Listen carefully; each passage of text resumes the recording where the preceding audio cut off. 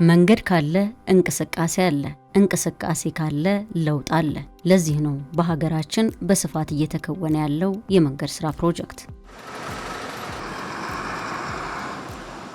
መንገድ ያላት ሀገር ዜጎቿ ያለ ገደብ ተንቀሳቅሰው አድገው ያሳድጓታል። የአዲስ ሰበታ ሆለታ የመንገድ ስራ ፕሮጀክት መጀመር ለነዋሪዎች ተስፋን የቸረ የመንገድ ስራ ፕሮጀክት ነው። እኔ ስለዚህ መንገድ መጀመር ለመናገር ቃላት ያንሰኛል። ስለ እውነት ለመናገር ማለት ነው። በጣም ከባድ ችግር ነበረ። እንደ ሀገር እንደ ዓለም ገና ላይ በጣም ከባድ ችግር መንገድ የነበረው ይሄ መንገድ ነው። ስለ እውነት ለመናገር አሁን መኪና አታገኝም፣ ታክሲ አታገኝም። ምንም አይነት መኪና ራሱ ብጠሪ ከመንገዱ ክራውድድና ከመጥበቡ የተነሳ ምንም አይነት ትራንስፖርት አታገኝም። ይሄ መንገድ በጣም አስቸጋሪ ነበረ። ቢያንስ የትራፊክ መጨናነቅ በተነሳ 2 ሰዓት እስከ 3 ሰዓት የሚፈጅ መንገድ ነበረ ማለት ነው። በጣም አስቸጋሪ ነው። ጠዋት ስፔሻሊ ጠዋትና ማታ በጣም አስቸጋሪ ነበረ። በጣም የትራፊክ ጭንቅንቅ አለ ማለት ነው። ከዚህ ወደ ጅማ ነበረ ብዙ ጊዜ እኛ የምንሰራው። መንገዱ በፊት በጣም ጠባብ ነበረ። አሁን ደግሞ በሚሰራ በጣም ልዩነት አለው። በጣም ተስተካክሏል። በጣም ደስ ብሎናል። ሰፊ መንገድ ነው እየተሰራ። በጣም ይጨናነቅ ነበረ። በተለይ ጠዋት 3 ሰዓት እስከ 4 ሰዓት ምናምን ሰዓት ስለቅ በጣም ይጨናነቅ ነበር። ያው ለዛ አሁን ይሄ መፍትሄ ይሆናል ብዬ ነው የሚያስበው። በፍጥነት ነው እየተሰራ ያለ። አሁን በዚህ ሁኔታ እንዲቀጥል ነው የሚፈልገው። ከአዲስ አበባ ወደዚህ ለመምጣት አሁን በተለይ ማታ ላይ 11 ሰዓት ብትነሺ እዚህ 2 ሰዓት 3 ሰዓት ነው የምትደርሺው። ግፋቢል የ20 ደቂቃ የ30 ደቂቃ ነው እና በቃ በዚህ መሀል ላይ ለመምጣት 3 ሰዓት 4 ሰዓት ይፈጅብሻል እና በጣም አስቸጋሪ ነበረ። በዚህ መስመር አንስተሽ እስከ ጋምቤላ ድረስ ይሄ አገር አቋራጭ መንገድ ነው። ምንም አይነት መንገድ አልነበረውም በፊት ማለት ነው። አሁን ትልቅ ተስፋ ነው ስለ እውነት ለዓለም ገና ለሰበታ ለወለቴና ለፉሪ እና በዚህ መስመር ላለው ህዝብ ትልቅ ተስፋ ነው። ትልቅ ራዕይ ነው። ትልቅ ይሄ ነው ብዬ መናገር ባልችለው በላይ ትልቅ ራዕይ ነው ይሄ። ከዚህ ከሰበታ አዲስ አበባ መስራት ብቻ ሳይሆን ወደዛ ጠጋ ተብሎ እስከ ተፍኪ የምትባል ከተማ አለች። ከዛም ወደዚህ ወደ አዋሽ የሚባል ከተማ አለ። ከዛ ተመላልሶ የመስራትም ቢሰራም ይሰራል ማለት ነው። ምክንያቱም በጣም የሚያስጨናንቀው ከዚህ ከሰበታ እስከ አዲስ አበባ ያለው መንገድ የስራ ሰዓት ላይ ስራ መግቢያና ስራ መውጫ ላይ በጣም ነው የሚያጨናንቀው እውነት ለመናገር። አሁን ግን ወደፊት ራቅ ያለ ቦታ እየኖሩ አዲስ አበባ ተመላልሶ የመስራት ተስፋ ይኖረናል ማለት ነው። የአዲስ ሰበታ ሆለታ የመንገድ ስራ ፕሮጀክት ምዕራብና ደቡብ ምዕራብ ሸዋ ዞንን በከተማ ደረጃ ሸገር ከተማ አስተዳደርንና የሆለታ ከተማ አስተዳደርን በወረዳ ደረጃ ደግሞ በሰበታ ሐዋስ ወረዳና ወልመራ ወረዳን አቋርጦ እንደሚያልፍ ባለሙያዎች ይገልጻሉ። ለዚህ የመንገድ ስራ ፕሮጀክት ከ9 ቢሊዮን ብር በላይ እንደተመደበለትም ይነገራል። የአዲስ ሰበታ ሆለታ የመንገድ ፕሮጀክት የተፈረመው በነጮቹ ፌብሩዋሪ 2025 ነው። በእኛ የካቲት 13 2017 ማለት የስራ ማስጀመሪያ ትዕዛዝ ያወጣ ነው ማርች 12 2025 በእኛ መጋቢት 3 2017 ነው። ግን ምንድነው ከስራ ማስጀመሪያው ቀጥሎ ያለው ጊዜ የኮንትራክተሩ የመዘጋጃ ጊዜ በእኛ ሞቢላይዜሽን ፔሪድ የምንለው የ4 ወር ጊዜ ነበረው። ከዛ ቀጥሎ የመጣው ኢሚዲየትሊ የዝናብ ወቅት ስለነበረ ስራዎችን ማስጀመር አልቻልንም። በመሀል የዲዛይን ማሻሻያዎች ስራዎች ነበሩብን። ምክንያቱም አሁን ያለንበትን ሴክሽን ዲዛይን ስላሻሻልን ማለት ነው። አክቹዋል ስራው ፊዚካል ስራው የተጀመረበት ዲሴምበር 21 2025 ነው። በእኛ ታህሳስ 22 ህዳር 22 አካባቢ ነው። አዲስ ሰበታ ሆለታ የመንገድ ስራ ፕሮጀክት ይባላል።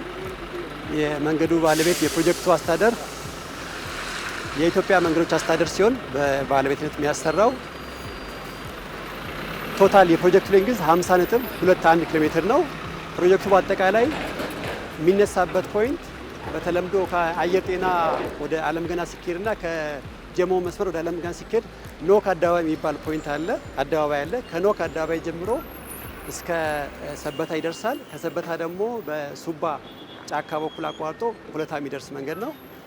ቶታሊ በ3 ሎቶች ደግሞ ወይ በ3 ክፍል ተከፋፍሎ የሚሰራ መንገድ ነው። ከአዲስ ሰበታ የሚባለው 11.9 ኪሎ ሜትር ይሸፍናል። ከሰበታ ወደ ሆለታ ደግሞ የሚሄደው 27.9 ኪሎ ሜትር ነው የሚሸፍነው።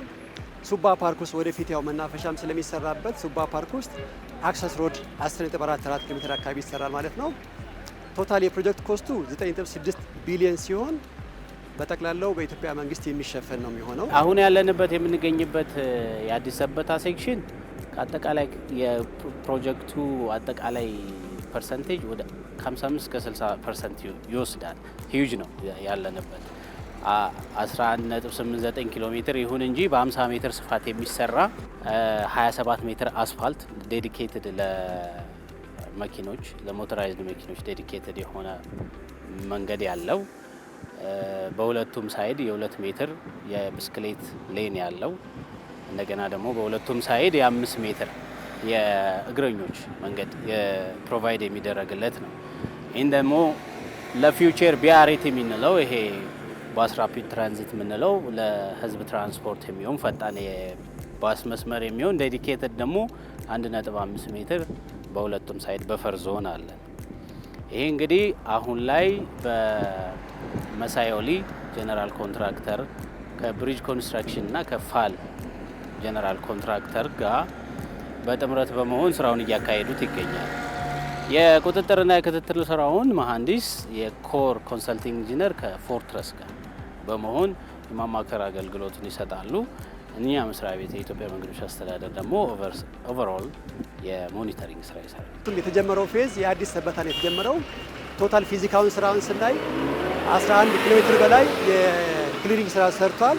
ከ7 ኪሎ ሜትር በላይ የአፈር ቆጣ ስራ ሰርቷል። ከ2 ኪሎ ሜትር በላይ ደግሞ የሚሆን የድሬኔጅ ፓይፕ ዝርጋታ ሰርቷል። ከ100 ሜትር በላይ ከ100 በላይ የሚሆን ደግሞ ማኖሎች ሰርተዋል እና ቶታሊ ለዚህ ለአዲስ ሰበታ ሴክሽን በአማካይ 15%ቱን አካባቢ ስራ አጠናቀረለን ነው የምናስበው። የማማከር ስራውን ኮር ኮንሰልቲንግ ኢንጂነርስ ከፎርትረስ ኢንጂነርስ ፒኤልሲ ጋር አብሮ እየሰሩ ነው የሚገኙት። በተለያየ ሙያ ላይ የሚገኙ ከ30 በላይ መሐንዲሶች ተሳትፈውበታል እዚህ ፕሮጀክት ላይ ማለት ነው። ስለዚህ ትልቁ የስራ ድርሻችን ስታንዳርድ የማስጠበቅ ነው። ስታንዳርድ ስናስጠብቅ የኢራን ስታንዳርድ እያስጠበቅን እንገኛለን ማለት ነው። ከመንገዱ ስፋት ጋር ከመንገዱ ጥራት ጋር ተያይዞ ዴይሊ ሩቲን የሆኑ በየቀኑ የሚወስዱ ቴስቶች አሉ፣ ሳምፕሎች አሉ።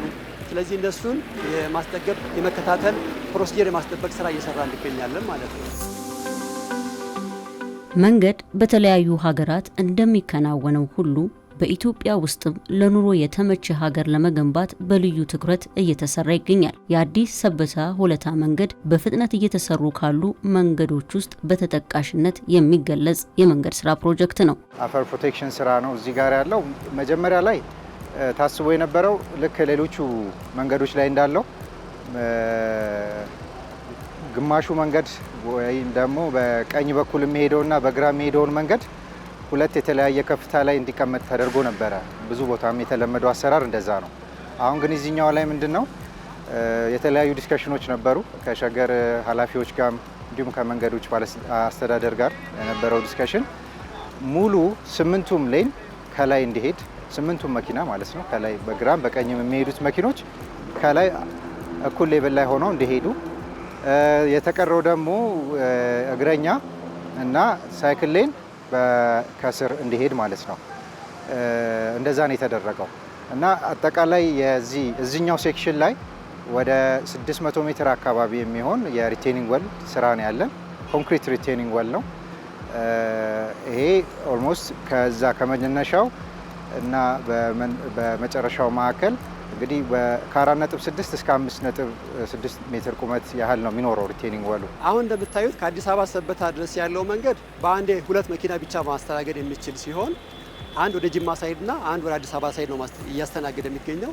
ነገር ግን አሁን የምንሰራው መንገድ በጣም ሰፋ ያለ ቀድሞ ከነበረው 4 እጥፍ የሚበልጥ ሲሆን በአንዴ ከዚህ ወደ አዲስ አበባ ሳይድ 4 መኪና በአንዴ ያስተናግዳል።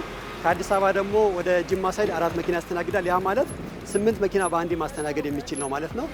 ሌላው ማየት ያለብን እግረኞች የሚጠቀሙት ይህንኑ አስፋልት መንገድ ስለሆነ አዲስ የሚሰራው መንገድ ግን በሁለቱም ሳይድ የእግረኛ መንገድ 5 ሜትር ስፋት ያላቸው የእግረኛ መንገድ ይሰራል። 2 ሜትር ደግሞ ስፋት ያለው የሳይክል መንገድ ስለሚሰራ እግረኛውን ከመኪና የሚለይ የመኪናውንም አክሰስ በጣም የመኪናውንም ፍሰት የሚያሳልጥና 4 እጥፍ በላይ የሚያሳልጥ መንገድ ነው የምንሰራው ማለት ነው። ህዳር 22 2018 እንግዲህ ከዛን ጊዜ ጀምሮ እስካሁን ባለን ጊዜ ውስጥ የ1.57 ኪሎ ሜትር የፊዚካል አፈጻጸም አለ። እሱ ከአጠቃላይ የመንገዱ ፕሮጀክት ፕሮግረስ አንጻር በፐርሰንቴጅ 3.12% ይሆናል። ይህ ማለት ከ50.21 ኪሎ ሜትር ማለት ነው። አጠቃላይ የመንገዱ ርዝመት 50.21 ኪሎ ሜትር ነው። 3 ሴክሽኖች አሉት። አንደኛው የአዲስ ሰበታ ሴክሽን ነው። እሱ ወደ 11.89 ኪሎ ሜትር ነው ርዝመቱ። ሁለተኛው የሆለታ ሰበታ ሴክሽን ነው። የሆለታ ሰበታ ሴክሽን 27.8 ኪሎ ሜትር ነው አጠቃላይ ርዝመቱ። ዜን ደግሞ ሱባ መናገሻ ፓርክ ውስጥ የ10.4 ኪሎ ሜትር ርዝመት የሚሆን የአክሰስ አለ ለፓርኩ የሚሆን ማለት ነው። ቤዚካሊ ለእግረኞችና ለኢመርጀንሲ ፔዴስትሪያን የሚሆን መንገድ ማለት ነው። የቅንጅት ስራውን ስናይ በእርግጥ ኮንትራክተሩ መጀመሪያ ወደ ስራ ሲገባ በጣም ከመጠን በላይ ከ1000 በላይ የሚሆን የኤሌክትሪክ ፖል ነበር። ከ450 በላይ ደግሞ የሚሆን የቴሌፖሎች አሉ፣ የውሃ መስመሮችም አሉ። ያልተነሱ የራይት ኦፍ ዌይ ያልተነሱ ህንፃዎችን በጣም ነበሩና ይሄን የኢትዮጵያ መንገዶች አስተዳደር ከሸገር ከተማ አስተዳደር ጋር በመተባበር ከከተማና መሰረተ ልማት ሚኒስቴር የተቀናጁ ሰዎች አሉ። ከእነሱ ጋር መጥተው በማሰባሰብ በተለያየ ጊዜ በሳምንትም 15 ቀንም አንድ የተገናኘን በመቀናጀት ስራውን እየሰራ እንገኛለን ማለት ነው። ለዛም ነው ተሳልጦ እንደዚህ በአጭር ጊዜ ውስጥ ያ በቁጥር ያስቀመጥነው ከ1000 በላይ የሚሆኑ ፖሎች መብራት ተነስተዋል። ከ400 በላይ የሚሆን መብራት የቴሌፖል ተነስቷል። ሌሎች ከህንፃ ጋር ተያይዞም የሸገር ከተማ አስተዳደር ባደረገው ጥረት አብዛኛዎችን አርኬን ለማድረግና የተለያዩ ደግሞ ፎቆችን በማፍረስ ለመንገዱ ክፍት አድርጎ እያሰራ ይገኛል። አሁን ያለንበት መስመር የሀገሪቱ ከመዲናዋ የሚወጣው ትልቁ መስመር ነው። ትራንክ ሮድ የምንለው ነው። ይሄ ትራንክ ሮድ ዲዛይን ላይፉ ራሱ በራሱ ለ20 ዓመት የሚሰራ ነው። የሀገሪቱ ወጪና ገቢ ንግዶች የሚካሄዱበት ትልቅ ሪሶርስ የሚመላለስበት መንገድ ነው። ከሱ ባሻገር ግን ኢቭን ለመዲናዋ ቅርብ እንደመሆኑ አንጻር ብዙ የማህበረሰብ ክፍል አዲስ አበባ ሰርቶ ይመለሳል። ከአዲስ አበባ እዚህ የሚመላለሱበትን ጊዜ ኦልሞስት አሁን ላይ በ1 ሰዓት ተኩል ሚኒመም ይወስድባቸዋል። የትራፊክ መጨናነቅ አሁን ያለችው መንገድ 2 መኪና የምታስተላልፍ መንገድ ናት። 7 ሜትር ነው ዊድዟ። አሁን ይሄን የምንሰራውን መንገድ ስንጨርስ በ4 እጥፍ ያሳድገዋል ማለት ነው እሱ። ስለዚህ የሚወስድባቸው የነበረውን የ1 ሰዓት ተኩል የጉዞ ጊዜ ከ20 እስከ 30 ደቂቃ የሚያወርድ ነው የሚሆነው። ይሄ ደግሞ በሶሾ ኢኮኖሚ ላይ ያለው ኢምፓክት ትልቅ ነው። ኢትዮጵያ መገናኛም የገበያ ምንጭም የሆኑ ደረጃቸውን የጠበቁ መንገዶችን በመገንባት ላይ ትገኛለች። እያንዳንዱ የመንገድ ስራ ሲጠናቀቅ ለሕዝብ የሚያቀለው ሸክም በገንዘብ አይተመንም። የመንገድ ደህንነት መሻሻል፣ የማህበረሰብ አገልግሎት ተደራሽነት መጨመር፣ የጉዞ ጊዜ መቀነስ፣ የትራፊክ መጨናነቅ መቀነስ፣ የአካባቢዎች የእርስ በርስ ግንኙነት መጨመር፣ የኢኮኖሚ ፋይዳዎች ከፍታና መሰል ለነዋሪዎች ምቹ ሁኔታን የሚያቃልልና የሚያስተካክል የመንገድ ስራ መሆኑን ባለሙያዎች ይመሰክራሉ። ባለሙያዎቹ ለስራው ግብአት የሚሆኑ የኮንስትራክሽን ቁሳቁሶችም ተሟልተው ስራው እየተከወነ እንደሆነ ገልጸውልናል። ይሄ መንገድ ሲጠናቀቅ አካባቢው ላይ የሚኖረው የንግድ እንቅስቃሴ የህብረተሰቡን ህይወት በማሻሻል ደረጃ የትራፊክ አደጋንና የመንገድ ደህንነትን ከማስጠበቅ አንጻር በጣም ትልቅ አድቫንቴጅ ያለው ነው ይሄ መንገድ። ምክንያቱም ሞቶራይዝድ እና ነን ሞቶራይዝድ ቬሂክል የሚለዩበት ነው። እግረኛና መኪና ተለይቶ የራሱ ሌን ኖሮት የሚንቀሳቀሱበት ስለሆነ ከትራፊክ ደህንነትም አንጻር ትልቅ አድቫንቴጅ አለ። ፕላስ ደግሞ የላንድ የመሬት እና የፕሮፐርቲ ቫሉዌሽንን ይጨምራል። የአስፋልት ጅማሮ ስራዎች እየሄድንበት ያለው እንቅስቃሴ ነው ያለው። ፕሮጀክቱ በደንብ 724 የሚባለውን በደንብ ተግባራዊ የሚያደርግ ነው። አብዛኛው ክሩ ኤክስቴንድድ አወርስ እስከ 4 እስከ 5 ይሰራል። አዳሪ ሽፍት ደግሞ ሌሊቱን ይቀጥላል ማለት ነው። ይህን ስራ ለማከናወን ተጨማሪ ማሽኖችም አስገብተናል። ወደ 10 አዳዲስ ኤክስካቫተሮች፣ ወደ 20 የሚሆኑ ገልባጮች፣ በአጠቃላይ ወደ 14 የሚሆን ኤክስካቫተር፣ ወደ 40 የሚሆን ገልባጭ፣ 4 ዶዘር፣ 4 ግሬደር፣ 4 ሎደር ዋና ዋና የምንላቸው ማሽነሪዎች እነዚህን ይዘን ነው እየሰራን ያለነው። የአዲስ ሰበታ ሆለታ የመንገድ ስራ ፕሮጀክት ከ480 በላይ ለሚሆኑ ዜጎች የስራ ዕድል መፍጠር የቻለ እንደሆነ ይነገራል። የጥራት ቁጥጥርና ቅንጅታዊ አሰራርም ላይ ትኩረት ተሰጥቶ እየተሰራ እንደሆነ ባለሙያዎች ያነሳሉ። ከጥራት ጋር ተያይዞ ዋና ስራው ከመጀመሩ በፊት ለፕሮጀክቱ አጠቃላይ ወደ 51 ኪሎ ሜትር ነው ሙሉ ለሙሉ የአፈር ናሙናዎች ተወስደው በላብራቶሪ ቼክ ተደርገው ለዛ በሚመጠን መልኩ ነው ዲዛይኖቹም ቅድመ ዝግጅቶቹም ያሉት። ለስራው የምንጠቀምባቸውም ግብአቶች በሳይት ላብራቶሪም አንዳንዶቹ ደግሞ በውጪ ላብራቶሪም አስፈላጊ የሆኑ ቴስቶች በስፔሲፊኬሽኑና በጋይድላይኖቹ መሰረት እየተሰሩ ነው። ዲዛይኑ የተሰራው ከዚህ በፊት 4 ዓመት በፊት ነው። ከ4 ዓመት በፊት የነበረው ዲዛይን ስናይ የመኪናው ፍሰት እንደዚህ አልነበረም። ስለዚህ አዲስ የትራፊክ ቆጠራ ተደርጎ ያንን አዲሱን የትራፊክ ካውንት ማስተናገድ በሚችል ደረጃ ድጋሚ ሪቪው አድርገን ነው እየሰራን ያለ ነው። ያ ጥራቱን ከማስጠበቅ አንጻር አንደኛው ነው። ሌላኛው ተከታታይ የሆነ ክትትሎችን እናደርጋለን፣ ተከታታይ የሆነ ቴስቶችን እንወስዳለን። ስለዚህ ባለው በተቀመጠው በኢራ ስታንዳርድ መሰረት ለማሳካት ጥረት የሚደረግበት ፕሮጀክት ነው ማለት ነው። ከአማካሪ መሀንዲሱ በተጨማሪም የኢትዮጵያ መንገዶች አስተዳደር በከፍተኛ ትኩረት በአጭር ጊዜና በተሻለ ጥራት ለመስራት እና ለመጨረስ ያሰበው ፕሮጀክት ስለሆነ ከከፍተኛ ማኔጅመንት ጀምሮ እስከ ባለሙያው ድረስ ከፍተኛ ቁጥጥርና የድጋፍ ክትትል አለው ፕሮጀክቱ። ለዛም ነው በአጭር ጊዜ ውስጥ የተሻለ ፐርፎርማንስ ማሳየት የቻለ። መንገዱን የሚጠቀሙ የአገልግሎት ሰጪ ተቋማት አሉ። መንገዱ ዲዛይን የአገልግሎት ሰጪ ተቋማት አገልግሎት አቅርቦት ጋር እንዲጣጣም በከተማና መሰረተ ልማት ስር የሚተዳደር ውስጥ ያለ አንድ የተቀናጀ መሰረተ ልማት ቢሮ አለ። የሱን ክትትልና ድጋፍ እንደውም ሞኒተሪንግ በመጠቀም ሁሉም ባለድርሻ አካላት የአገልግሎት ሰጪ አካላት ዲዛይናቸውን በማምጣት ከመንገዱ ጋር ኢንተግሬትድ የሆነ አሁን እንደለመድነው መንገድ ተሰርቶ ሲያልቅ ተቆፍሮ ድጋሚ የቴሌና የመብራት የውሃ መስመሮች የመዘርጋት ነገር አለ። እሱን ነገር እዚህ ፕሮጀክት ላይ ከኮንስትራክሽን ታይሙ ጀምሮ ኢንተግሬት ማድረግ የማዋሃድ ስራ በኃላፊነት ወስዶ የማቀናጀቱን ስራ የሚሰራ አንድ ተቋም አለ በከተማና መሰረተ ልማት። በሱ ስር በመሆን በሱ አቀናጅነት ሁሉም የአገልግሎት ሰጪ ተቋማት ከኢትዮጵያ መንገዶች አስተዳደር ጋር በመቀናጀት ዲዛይናቸውን እያጣጣሙ አንድ ላይ ሲያልቅ ሁሉም የአገልግሎት ሰጪ ተቋማት አገልግሎት የሚሰጥበት መስመር የሚኖረው መንገድ ነው የሚሆነው።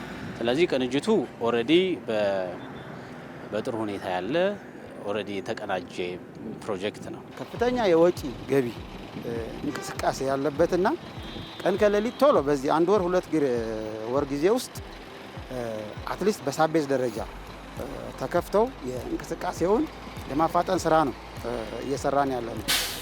እዚህ ውስጥ መስተዳድሮች አሉ፣ 3ቱም ፓርቲዎች ኮንትራክተሩም፣ ኮንሰልታንቱም፣ የራዎችም አሉ። እንዳጋጣሚ እዚህ አንድ ላይ ነው የምንሰራው አዝ ቲምና ተናበን እየሰራን ነው። የዋስን ማስከበሩም ጥሩ ነው። ትንሽ የሚቀሩ አሁንም የዩቲሊቲ አካባቢ የሚታዩ አሉ። እነሱ ላይ ቶሎ ከተፈቱልን እኛም ተጨማሪ ሪሶርሶች የሰው ኃይል አስገብተን በአጭር ጊዜ ውስጥ ለውጥ ለማምጣት እየሰራን ነው።